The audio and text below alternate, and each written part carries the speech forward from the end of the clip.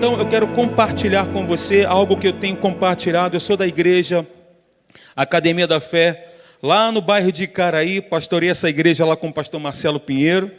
Então a gente tem compartilhado lá na igreja uma mensagem, uma série de mensagens. Nós temos por hábito fazer isso com o título que você está vendo aí na tela, Vencendo no Deserto.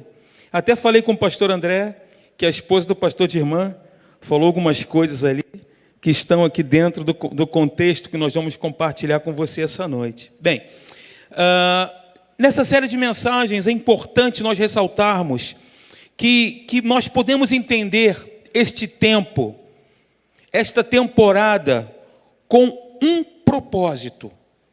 A temporada no deserto, nós podemos entender que ela tem um propósito crucial, queridos.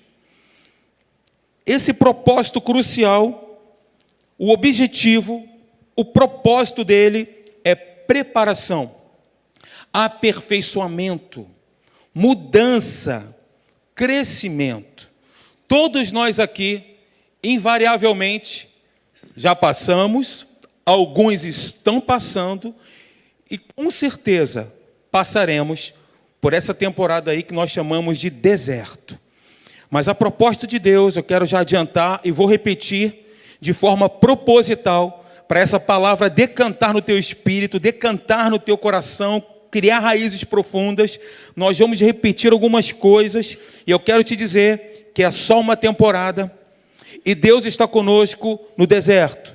Você vai lembrar do povo de Israel que durante 40 anos peregrinou no deserto. E eu quero te dizer que do norte do Egito até a Palestina são 200 quilômetros. E aquele povo ficou ali durante 40 anos. Alguns estudiosos dizem que do norte do Egito até a Palestina são 200 quilômetros que podem ser percorridos de carro em apenas 2 horas, se o carro estiver a 100 km por hora. 100 km por hora. Outros dizem que você consegue fazer durante 11 dias.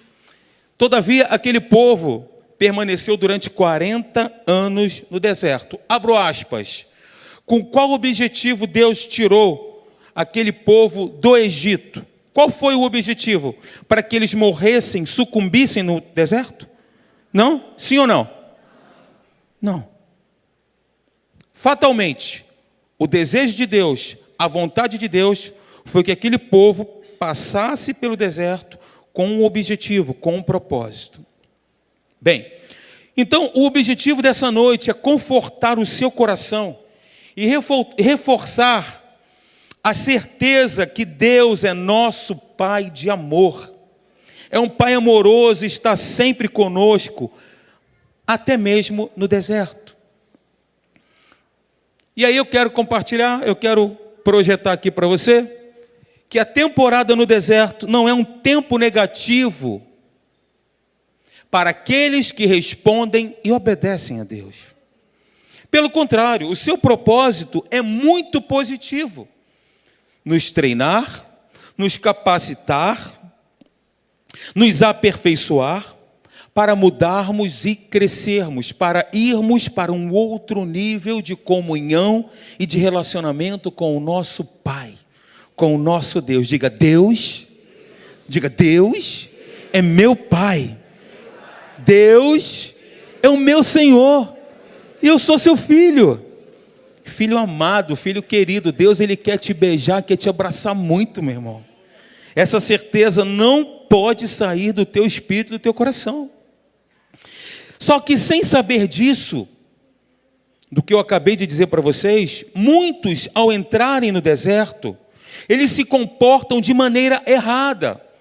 Eles tentam procurar uma rota, uma alternativa, antes de, contudo, entender por que foi conduzido por Deus numa determinada situação que nós, esta noite, chamamos de deserto. Nós precisamos entender isso, irmãos. Por que estamos atravessando um deserto, ou uma temporada, ou um período? Deserto por si só tipifica um tempo árido, seco, difícil, desafiador. É com esse entendimento que eu quero compartilhar com você algumas verdades aqui. Sabe, queridos, isso poderá nos levar a experimentar, se nós não entendemos, quando nós não entendemos esse período, por que nós estamos atravessando esse momento, essa temporada, isso poderá nos levar a experimentar momentos difíceis de frustração e até mesmo de uma derrota. Quando nós não discernimos, quando não entendemos, quando nós não percebemos. Por não entenderem o momento ou o lugar para o qual Deus nos conduziu, nós poderemos ser levados a isso. E Deus não tem planejado fracasso do povo. Não tem. Deus, ele planeja para nós sucesso. Isso não é evangelho triunfalista, não. Isso é a Bíblia pura e simples. E é a Bíblia pura e simples que eu tenho intenção de compartilhar com você. Se prepara aí, se você tem uma caneta, se você pode pegar o seu celular, que eu vou carregar você de versículos essa noite. Pega, anota, medita, reveja em casa. Se você puder anotar, tirar foto do slide, faça isso. Queridos, deserto, grave isso no seu coração, ouça bem. Não é um lugar de permanência, é um lugar de passagem. Não é um lugar para nós ficarmos ali nos lamuriando, ou lamentando, ou curtindo, entre aspas, aquele momento, nos autoflagelando, mas é um momento de passagem, tão somente. E eu quero te dizer que Deus, ele não jogou Jesus no deserto de qualquer maneira. Deus conduziu Jesus e também o povo de Israel ao deserto. Volto a dizer, com qual objetivo, com qual propósito? Treinar, capacitar, aperfeiçoar, para que eles pudessem andar em um outro nível, e nós vamos falar isso aqui mais à frente. A falta de entendimento a respeito do nosso tempo no deserto, aliás, do tempo que o povo de Israel andou no deserto, levou toda aquela geração, levou uma geração inteira a ser incapaz de herdar a terra prometida. Então, volto a dizer que o propósito de Deus ao conduzi-los para o deserto, mais uma vez eu reforço, era testar, treinar, prepará-los para que eles pudessem ser um povo forte, vigoroso, um povo guerreiro de Deus, onde Deus iria manifestar o poder dele entre todas as nações usando aquele povo.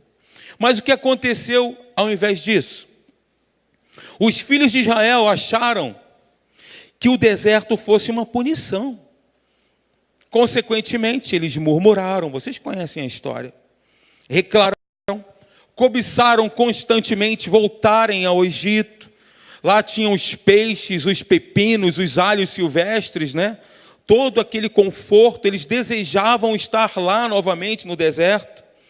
E, queridos, a ignorância acerca da natureza de Deus e o caráter do nosso Pai, especificamente com relação àquele povo, fez com que eles começassem a agir mal, proceder mal. Por isso, o que teria sido uma breve jornada no deserto, tornou-se uma experiência de uma vida inteira.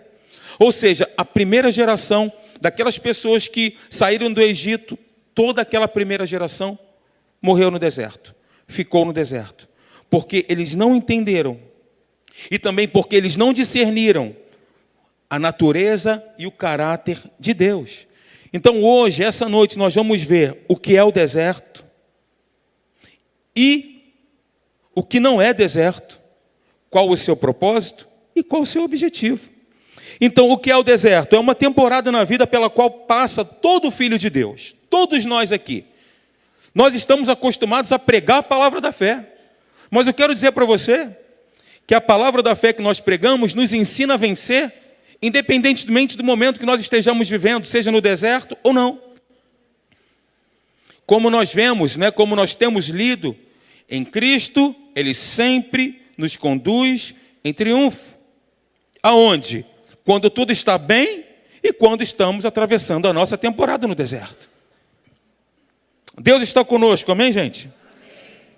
Deus, Ele é o nosso Pai, nós somos os seus filhos. Isso tem que estar em voga, aceso no nosso coração. Muitas pessoas se autocondenam quando entram nesse período de tempo, nesta temporada. Então elas acham que perderam o contato com Deus, ou que de alguma maneira o desagradaram. O deserto, queridos, não é a rejeição de Deus, mas o seu tempo de preparo.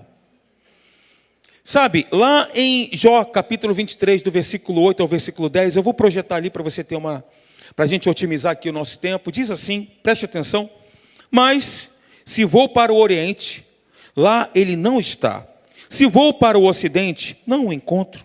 Quando ele está em ação no Norte, não o enxergo. Quando vai para o Sul, nem sombra dele eu vejo. Mas ele conhece o caminho por onde ando. Se me puser à prova, aparecerei como ouro. Quero te dizer que esta é uma descrição clara, clássica do deserto. Jó, veja aí, ele está à procura da presença de Deus, mas quanto mais Jó busca a Deus, mais furtivo Deus lhe parece. Quanto mais Jó estava buscando a Deus, mais parecia que Deus estava longe e distante, a quilômetros de distância. Eu quero te dizer que Deus está trabalhando ali a favor de Jó e tem o controle de tudo, queridos. Então, só porque a presença de Deus não esteja sendo prontamente notada, não significa que Ele não esteja ali de fato operando em nossa vida. Não é porque nós não estamos vendo que Deus não está ali. Quando nós não estamos vendo, não significa que Deus não está agindo. Quando nós não estamos sentindo, não significa que Deus não está agindo, que Deus não está vendo, que Deus não está intervindo. Amém? No deserto, nós precisamos também ter isso muito claro. No deserto aí, ó, o que diz Hebreus capítulo 13, versículo 5, parte B até o 6. Nunca o deixarei, nunca o abandonarei. Podemos, pois, fazer o quê? Orar, dizer. E aí entra um outro princípio. Eu creio com o coração e declaro com a minha boca. É o princípio da confissão, da declaração, do alinhamento das nossas palavras com a palavra de Deus. Isso vai trazer resultado. Eu quero te dizer que a palavra de Deus funciona. Amém? Funciona, ela é poderosa. Então, podemos dizer com certeza, com confiança: o Senhor é o meu ajudador. Não temerei, mesmo quando eu estou passando sentimentos ou achismos ou teologias, mas naquilo que está escrito. Amém? Repete comigo assim: vale o que está escrito. Pega a sua Bíblia comigo aí. Pega a sua Bíblia, se você a tem, ou seu celular. Pega ela aí. Pastor André, vou te copiar. Diz assim: esta é a minha Bíblia. Eu sou o que ela diz que eu sou. Eu tenho o que ela diz que eu tenho. Eu posso fazer tudo o que ela diz que eu posso fazer. Hoje eu serei ensinado pelas palavras de Cristo. Eu confesso e reconheço que esta palavra é viva e eficaz, personalizada para a minha vida hoje, para a minha vida amanhã e para todo sempre. Em nome de Jesus. Muito bem, queridos, eu quero te dizer que no deserto, Deus lhe dá o pão de cada dia, e não uma abundância de coisas. É um tempo em que você recebe o que necessita física e materialmente, e não aquilo que você quer. Jesus não ensinou para a gente a oração do Pai Nosso? O pão nosso de cada dia dá-nos hoje. Veja Deus alimentando o seu povo no meio do deserto com o maná. Todos os dias Deus derramava o maná sobre o povo. E aquele maná não poderia ser acumulado para outro dia, nem guardado, nem estocado. Isso fala da provisão diária de Deus. Deus é o nosso provedor. Se você está aqui hoje, glória a Deus por isso. Até aqui tem te ajudado o Senhor. E se você está aqui hoje, creia que amanhã o nosso Deus será o teu sustento, a tua fortaleza, o teu escudo e a tua torre forte. Não tema, creia em Deus. Glória a Deus. Deus é bom, aleluia, estou animado. Só que essa piscina está me agarrando aqui, ainda tem um buraco aqui, ainda uma pegadinha aqui. Bem, queridos, quando estamos no deserto, Preste atenção no que eu vou dizer para você. Quando estamos no deserto, Deus sabe do que nós necessitamos espiritualmente e talvez não seja o que achamos que nós necessitamos. Durante esse tempo, Deus, Ele supre nossas necessidades e não necessariamente os nossos desejos. São as nossas necessidades e não os nossos desejos. Em primeiro lugar, então, nós vamos começar por Cristo, nosso maior exemplo. Com o exemplo de alguém que completou com sucesso o treinamento no deserto. Que interessante, né?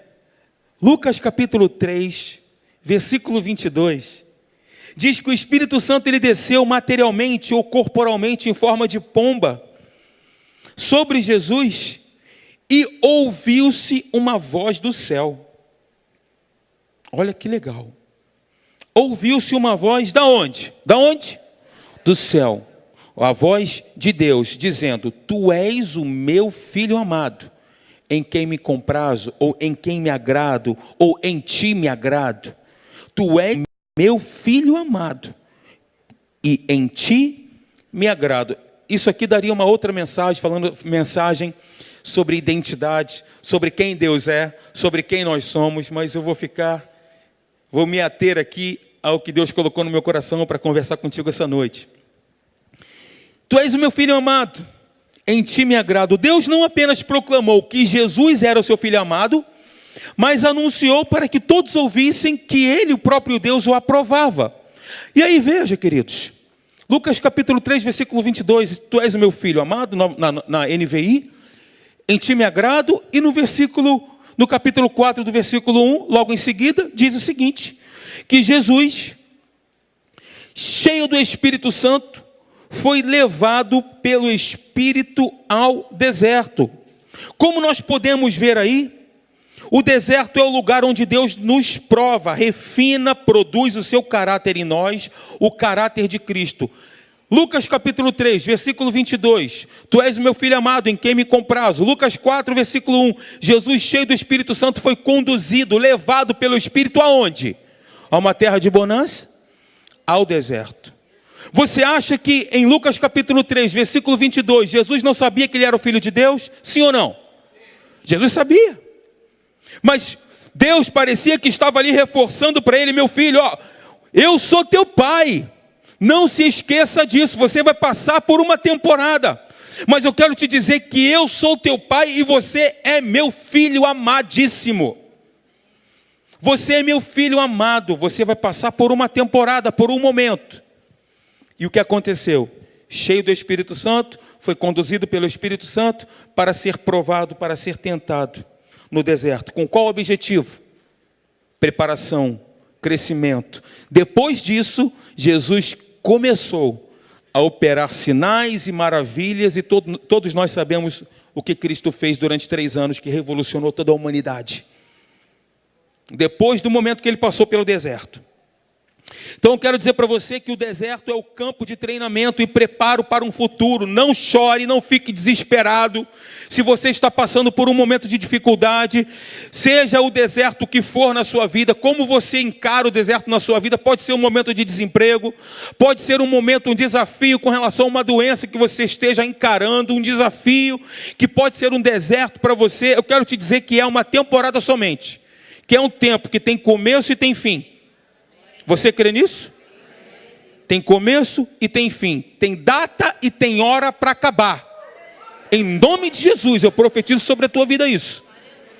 Diga comigo, tem hora, tem data para acabar. É isso. Aleluia. 1 Pedro capítulo 4, versículo 1.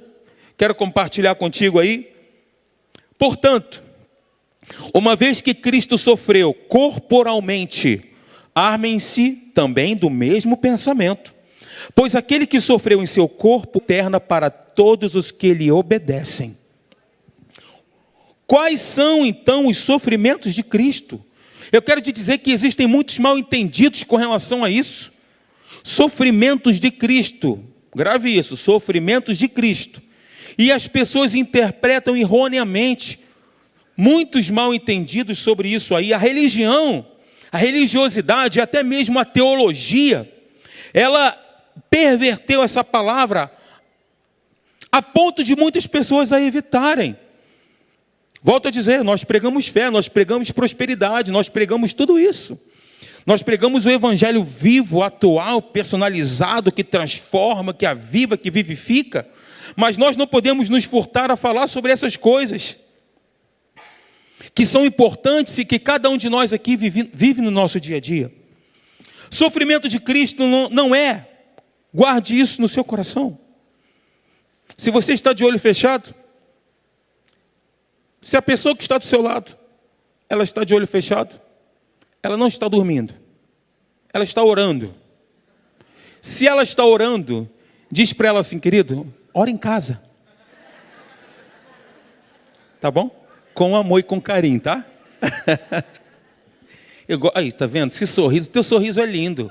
Já te falaram que um coração, um rosto, um coração alegre deixa o rosto mais bonito? Você fica lindo sorrindo. Até mesmo você, viu? Quem tem ouvidos, ouça. Preste atenção, sofrimento de Cristo não é morrer de alguma doença, ou não ter dinheiro para pagar as contas. Não é ficar sem comer durante semanas para tentar impressionar Deus com o seu sacrifício. Eu quero te dizer que sofrimento não é sacrifício, é obediência, é resposta a Deus. E neste contexto aí que nós lemos, 1 Pedro capítulo 4, versículo 1 e versículo 2, especificamente versículo 2, Pedro ele aborda essa questão do sofrimento. Deixa eu pegar aqui novamente o versículo 2. 1 Pedro capítulo 4, versículo 2, veja. Para que no tempo que lhe resta, não viva mais para satisfazer, coloquei em negrito, os maus desejos humanos, mas sim para fazer a vontade de Deus. Então, o significado, guarde isso no seu coração. O significado de sofrimentos de Cristo é seguir o caminho de Deus, o caminho do nosso Pai, da sua palavra, quando a nossa mente, as nossas emoções, os nossos sentidos físicos nos empurram para o caminho do conforto, da satisfação e do prazer. Também é o conflito que nós enfrentamos quando Deus nos manda seguir um caminho, mas os nossos amigos, parentes, colegas querem seguir por outro. Geralmente isso acontece com as pessoas próximas da gente. Aí eu quero citar para você um exemplo que todos aqui conhecem, se não a maioria, que está lá em Mateus capítulo 16, do versículo 21 ao versículo 23, que diz assim: desde aquele momento Jesus começou a explicar aos seus discípulos que era necessário que ele fosse para Jerusalém e sofresse muitas coisas nas mãos dos líderes religiosos, dos chefes, dos sacerdotes e dos mestres da lei, e fosse morto e ressuscitasse no terceiro dia. Então Pedro, sempre ele, chamando a Cristo à parte, começou a repreendê-lo, dizendo: nunca, Senhor, isso te acontecerá. Jesus virou-se e disse a Pedro: para trás de mim, Satanás, você é uma pedra de tropeço para mim, e não pensa nas coisas de Deus, mas nas dos homens. Jesus disse aos discípulos que ele tinha de ir para Jerusalém, preste atenção, estava dizendo para os discípulos ali: olha, eu vou para Jerusalém para sofrer, ser morto e ressuscitar ao terceiro dia. Parece que Pedro só ouviu as duas primeiras partes, Parece que Pedro não ouviu que Jesus disse também que ressuscitaria. Então Cristo tinha que mostrar rapidamente a Pedro que ele estava pensando como o mundo pensa. Que Pedro estava pensando exatamente como as pessoas pensavam. Você não cogita das coisas de Deus, você não pensa nas coisas de Deus, mas nas coisas dos homens. E eu quero te dizer que o mundo, o sistema desse mundo, é por isso que Romanos capítulo 12, versículo 2 diz que nós devemos transformar a nossa mente pela renovação da palavra de Deus, para que possamos experimentar qual seja a boa, agradável e perfeita vontade de Deus. Transformai-vos, essa é uma ação proativa minha e sua. Como nós fazemos isso? Palavra de Deus. Na prática, Alexandre, ouvindo uma mensagem, hoje nós temos acesso, pastor André, os pastores aqui, a academia, vocês têm acesso a várias e várias mensagens. O que o pastor André pregou, por exemplo, pronto, falei, você tem essa mensagem à sua disposição para ouvir, hábitos também, você pode ouvir novamente. Então nós temos a possibilidade, acesso de sempre estar ouvindo uma palavra, uma mensagem para nos edificar, para nos exortar. Para nós crescermos espiritualmente, nós temos acesso a isso hoje. E o mundo, o inferno é treinado. O mundo é treinado pelo inferno para buscar os seus próprios interesses. Lembra, por exemplo, lá em 2 Coríntios capítulo 4, versículo 4, que diz que o Deus deste século cegou o entendimento dos incrédulos. Quem são os incrédulos? Os incrédulos são aqueles que ouvem e não acreditam. Não são os ímpios já são ímpios. Quero dizer para você que muitos crentes são incrédulos, porque ouvem e não creem. A Bíblia diz que Jesus ele foi para a sua cidade natal. Jesus não estava passeando, perambulando, cheguei na minha cidade, encontrei os meus. Jesus foi para a cidade natal dele com um propósito, com um objetivo, irmãos. Qual foi o objetivo e o propósito de Cristo em ir para a sua cidade natal? Manifestar o poder de Deus naquele lugar. Só que a Bíblia diz que ele não pôde. Não é que ele não quisesse, que ele não pôde fazer ali milagres por causa da incredulidade deles. Eu quero te dizer que se nós não vigiarmos no nosso espírito, vem essa apostasia, essa frieza, ela entra, se a gente der espaço, e nós passamos a ouvir e tornar os cultos como algo repetitivo. Eu vou lá participar de uma reunião e todos os cultos são os mesmos, a gente não vem com o nosso coração, eu estou falando para mim, tá? Eu estou me incluindo. A gente não vem com o nosso coração aberto para receber o novo, o óleo de Deus, né? A unção de Deus, e com a expectativa de que Deus vai fazer e tem feito grandes coisas, e eu estou ali para receber essa palavra, e eu estou ali para também ser mudado por ela. Porque a palavra transforma. É a palavra que transforma. Então, queridos, a razão, vamos lá? Deixa eu voltar aqui. A razão de sermos levados para o deserto não é a desaprovação, nem uma punição de Deus, não é. É importante que isto fique claro, que isto fique aceso dentro de nós. Segundo lugar, Deus não trouxe Jesus para o deserto para abandoná-lo nas garras do inferno, nas garras do diabo, e esquecer dele. Deus exortou, lembram? Eu estava falando do povo de Israel. Deus exortou aos filhos da segunda geração, porque a primeira geração, volto a dizer, morreu no deserto. Só que Deus estava exortando aos filhos da segunda geração, antes que eles entrassem na terra prometida, dizendo isso daí, ó. Lembrem-se de como o Senhor, é uma questão de identidade, está vendo? O Senhor, o seu Deus, Deus estava reforçando isso para eles, o seu Deus os conduziu por todo o caminho no deserto, durante estes 40 anos. Não se esqueçam disso. Deus estava dizendo isso para a segunda geração, para aqueles que estariam entrando na terra prometida, que era a terra que manava leite e mel, a melhor terra daquela região, que Deus havia reservado para aquele povo. Então, queridos, Deus ele tinha realizado no meio dos israelitas diversos sinais e prodígios, a começar, por exemplo, do livramento do Egito com as 10 pragas, né? Quando você lê, por exemplo, lá, Deus livrando o povo de Israel das garras do Egito, miraculosamente, com aquelas 10 pragas, a gente fica assim, caramba, como é que Faraó ainda, diante de tudo aquilo, endureceu o coração, né? E aí nós vemos ali Deus agindo de forma miraculosa. E o que Deus fez com aquele povo ali no deserto? Abriu o mar vermelho, não foi? Você conhece isso? Fez cair pão do céu, fez sair água da rocha, fez o vento soprar e trazer carne para aquele povo. Durante todo aquele período foi isso que Deus fez. Lá no deserto. Entenda uma coisa. O Senhor não para de agir em nossa vida só porque nós estamos no deserto. Nunca se esqueça disso.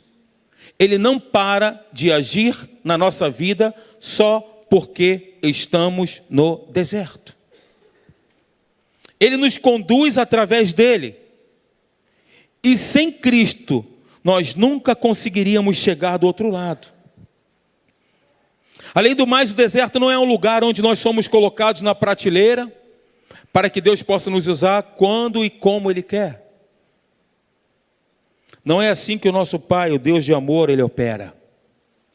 Ao contrário, o deserto é um período de tempo no qual Deus age poderosamente, nos guardando e nos sustentando. Veja, Deus ele não para de agir em nossa vida mesmo quando não vemos a sua operação.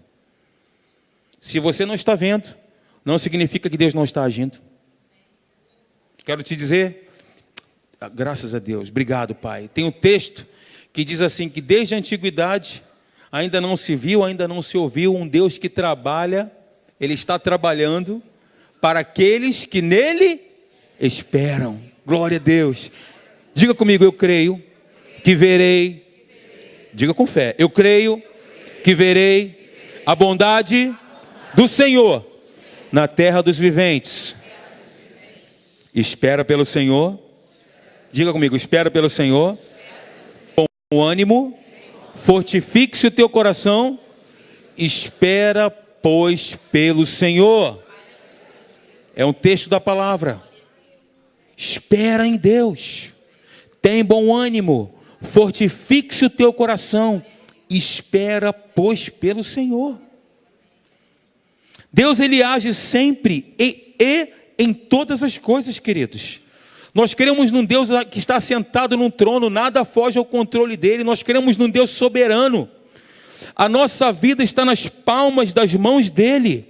Você não está desassistido, desamparado, perambulando, jogado aí ao mundo. Você tem um Pai que te ama e que te guarda. Aleluia. E tem um texto que eu amo demais, que eu quero compartilhar e dividir com você, que está em Eclesiastes, capítulo 11, versículo 5.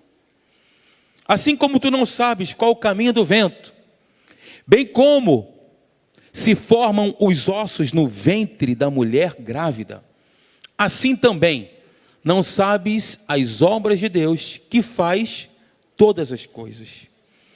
Olha que interessante, caminho do vento. Nós aqui estamos respirando, né? Você inspira, nós enchemos aqui os nossos pulmões, a gente não está vendo o que a gente está inalando, né? Mas você, através do volume que se faz, você percebe. Nós não estamos vendo, mas existe aqui o ar, é invisível, não significa que ele não existe. Os ventos, quando as árvores balançam aí, a gente está vendo. Nós não estamos vendo o vento, mas nós sabemos que está em operação ali alguma coisa. A mesma coisa é como entra a vida no feto materno. Nós não vemos como se formam os ossos no ventre da mãe. Essa palavra aí, não sabes, significa que nós não estamos vendo. Porque se nós não soubéssemos, esse versículo não seria um versículo contemporâneo. Porque através dos exames laboratoriais, de imagem, nós sabemos exatamente como se forma um bebê no ventre da sua mãe. Mas aquela palavra ali, não sabe, significa que nós não vemos. Veja, existe um paralelo. Assim como não sabemos o caminho do vento, como se formam os ossos, também nós não sabemos as obras de Deus, como Deus age. Deus age no invisível. Esse Deus que faz todas as coisas. É o agir invisível de Deus aonde? No deserto. Quando você não está vindo, Deus está trabalhando a teu favor. Quando você não está vendo, melhor dizendo, Deus está trabalhando a nosso favor. Olha que exemplo maravilhoso. 2 Reis, capítulo... Eu não projetei ali, mas anote aí para você ler depois. 2 Reis, capítulo 6, do versículo 15 ao versículo 17. Diz que, eu vou resumir para você. O moço de Deus ali, Geazi, o homem de Deus, ele saiu e ele olhou numa região, ele viu tropas, cavalos e carros cercando a cidade. E aí ele ficou desesperado e disse para Eliseu: ai meu senhor, e agora? O bicho está pegando, o que vai ser de nós? O que nós faremos? E aí Eliseu responde e diz: não temas, porque mais são os que estão conosco do que os que estão com eles. O que fez Eliseu? Orou Eliseu e disse: Senhor, peço-te que lhe abras os olhos para que veja. Geazi era cego? Não. Abra os olhos para que ele veja. Eliseu estava orando para que os olhos espirituais dele pudessem contemplar o que ele não estava vendo. Os olhos do coração, a percepção espiritual.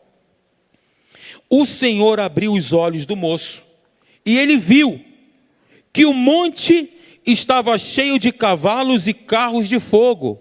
Aonde? Em redor de Eliseu. Não era em redor da cidade. Mas os carros e cavalos de fogo estavam em redor de Eliseu. Foi essa a visão que Geazi teve.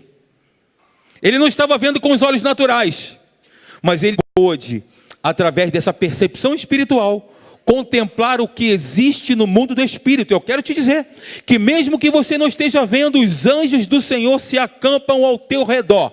Você não está vendo, mas Deus está contigo, te guardando. Guardando você. Então não fique com medo de sair de casa para vir para a igreja. Ah, aqui o Rio de Janeiro está violento. Meu irmão, rechaça isso. Isso é uma voz do inferno. Eu não vou para a igreja porque está perigoso.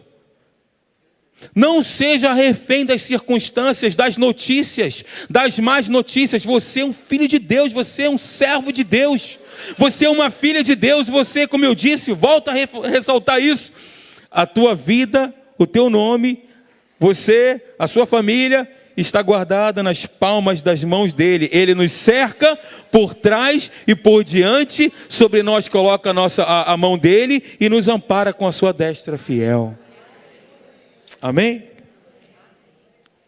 Eu vou falar uma coisa aqui, não estava no script, mas muitas pessoas, inclusive pessoas que podem estar nos ouvindo hoje pela internet, vivem depressão, síndrome do pânico, ansiedade, preocupações exacerbadas, porque estão enchendo o seu coração de más notícias, enchendo a sua mente, a sua mentalidade, daquilo que está acontecendo ao nosso redor.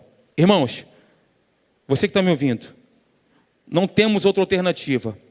Ou confiamos no Senhor dos Exércitos, que Ele está conosco, que Ele é nosso Pai, e que nós somos filhos amados dEle, ou nós vamos viver nesse mundo largados ao sabor das circunstâncias, oprimidos e desesperados.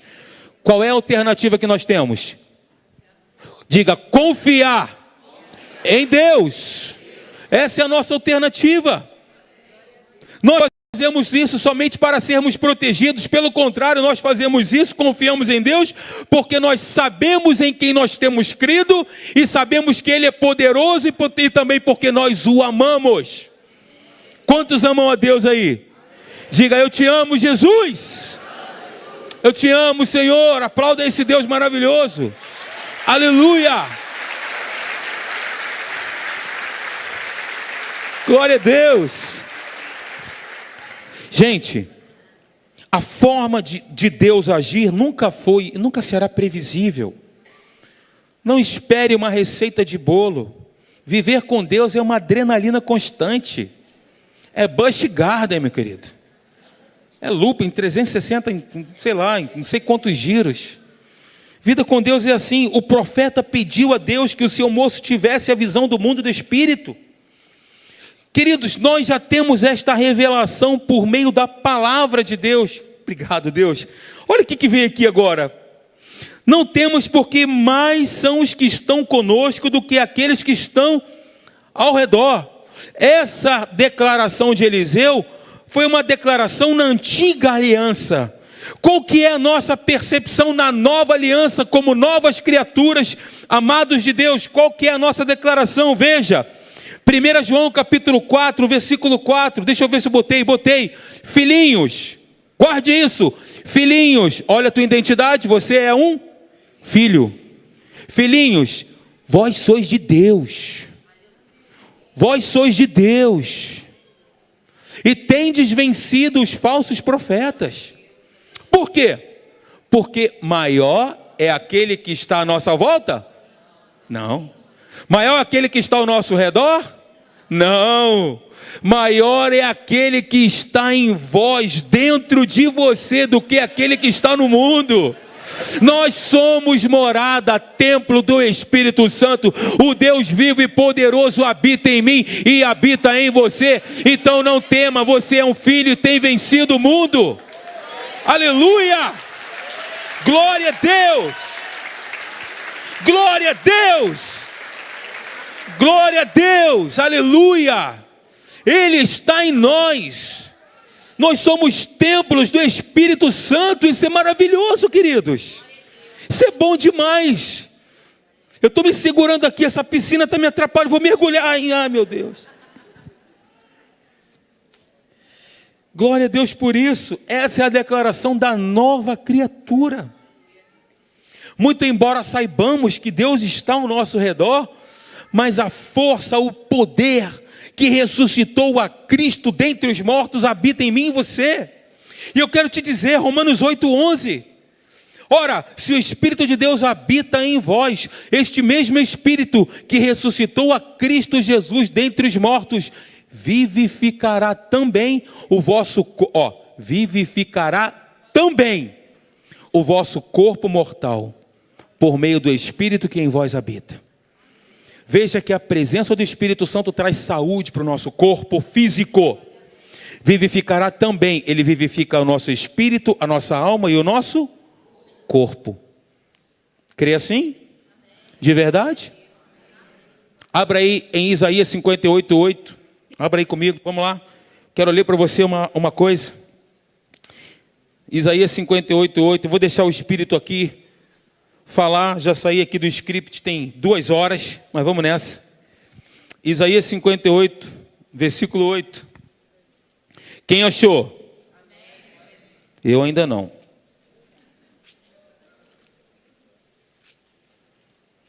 Glória a Deus. Glória a Deus. Quem achou?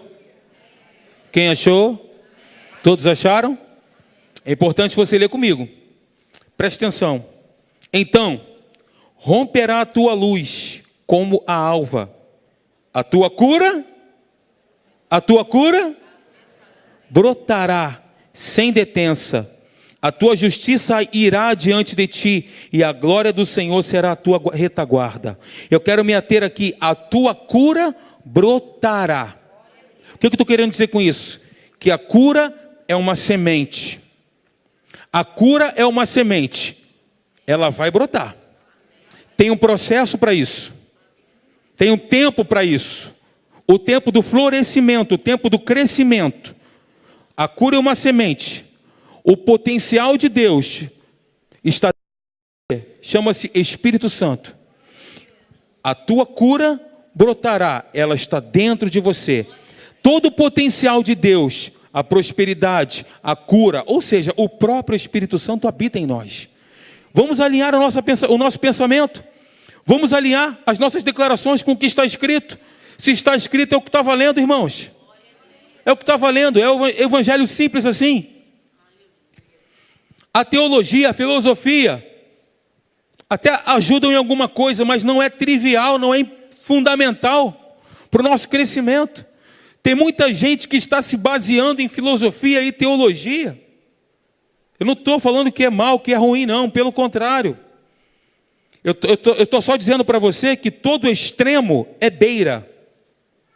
Todo extremo é beira. Entendeu? Todo extremismo leva a uma religiosidade. Todo o potencial para vencer já está instalado em nós, na pessoa do Espírito Santo. Então, em primeiro lugar, Jesus completou, volto a dizer, só recapitulando, Jesus completou com sucesso o treinamento no deserto. Em segundo lugar, Deus não trouxe Jesus para o deserto para abandoná-lo nas garras do inferno e se esquecer dele. Não foi assim. E em terceiro lugar, o deserto não é um lugar de derrota, pelo menos não para aqueles que obedecem e respondem a Deus. Não é.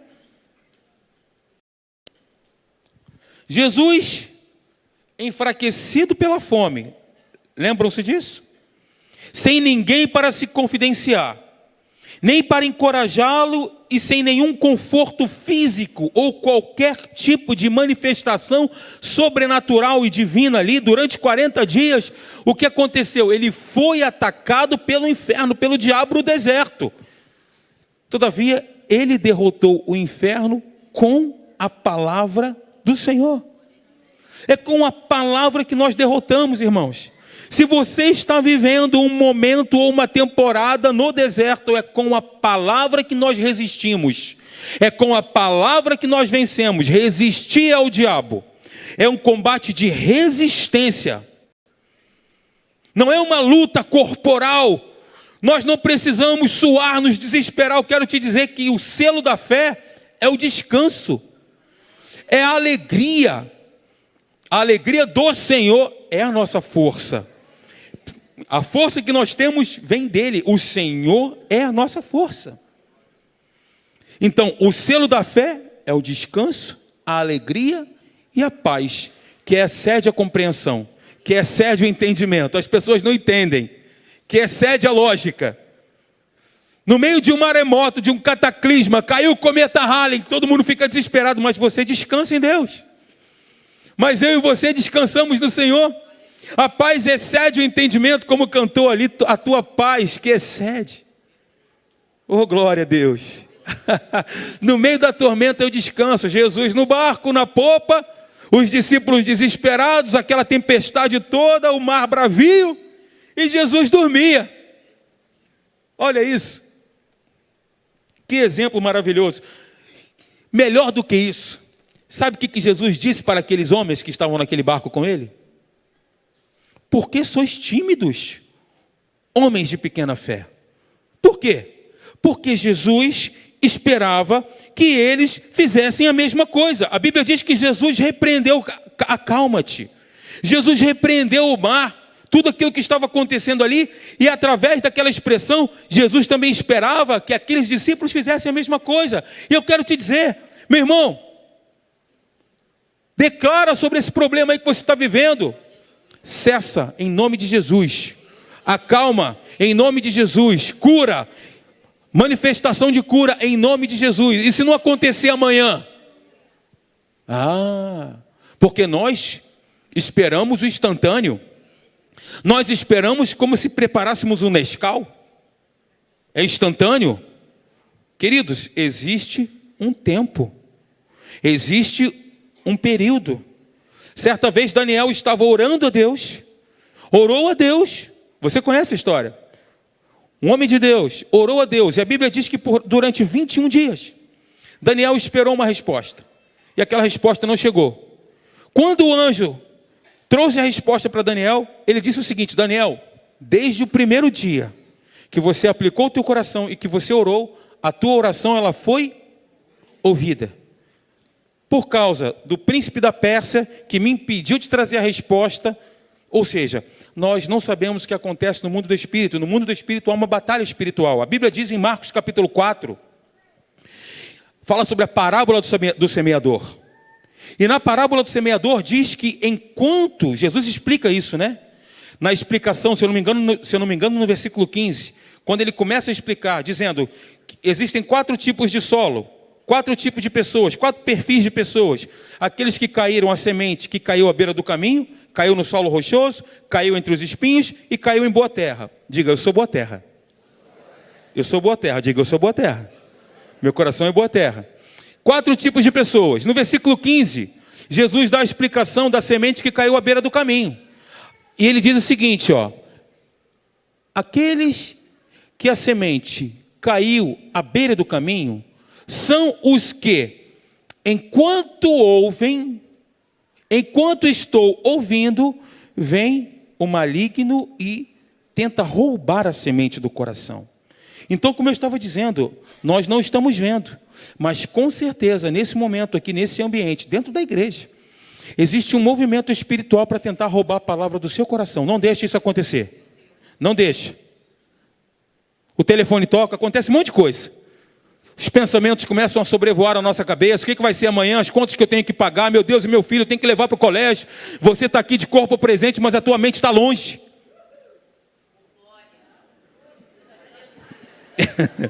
Gostei. Não deixa, queridos. Volto a dizer, é um combate de resistência.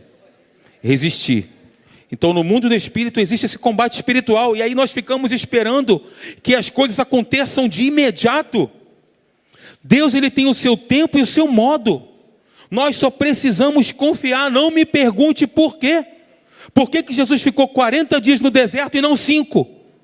Por que o povo de Israel ficou 40 anos no deserto e não 10? Não me pergunte por quê. O que que nós precisamos e devemos fazer? Crer hoje, crer amanhã, crer depois.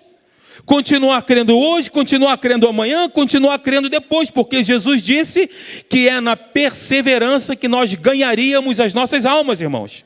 Olha, eu quero te dizer que nós estamos vivendo os últimos dias dos homens. Nós estamos vivendo os últimos dias. Jesus está voltando, está às portas. As profecias estão se cumprindo, nós estamos vivendo o tempo do fim. E sabe o que Jesus disse?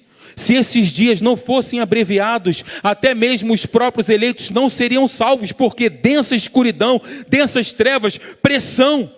O inferno está vindo com tudo, mas ele é mais do que derrotado, e o nosso Deus é mais do que vencedor, e nós somos mais do que vencedores nele. O inferno, o diabo, não é um inimigo a ser derrotado, ele é um inimigo derrotado, vencido. Ele já foi derrotado, ele sabe qual que é o destino dele. Então fica atento. Me ajuda aí, fala para a pessoa do seu lado, pelo amor de Deus. Isso, com essa vontade mesmo, isso aí. Eu falei para você me ajudar, pô. Fala assim, pelo amor de Deus. Só isso. Estava esperando alguma outra coisa? Jesus, ele derrotou o inferno com a palavra revelada, com a palavra viva. Você lembra? Mateus capítulo 4, Jesus dizia, está escrito. Está escrito, não com a força dele. Jesus era o Filho de Deus, irmãos. 100% homem, 100% Deus. Mas ali no deserto ele estava na condição humana. Passando por toda aquela dificuldade, aquela aridez, aquele desconforto, aquele calor, aquela sede, aquele desespero, fome, tudo aquilo. Mas ele resistiu ao inferno com a palavra da verdade, com aquilo que estava escrito. Ele sabia quem ele era.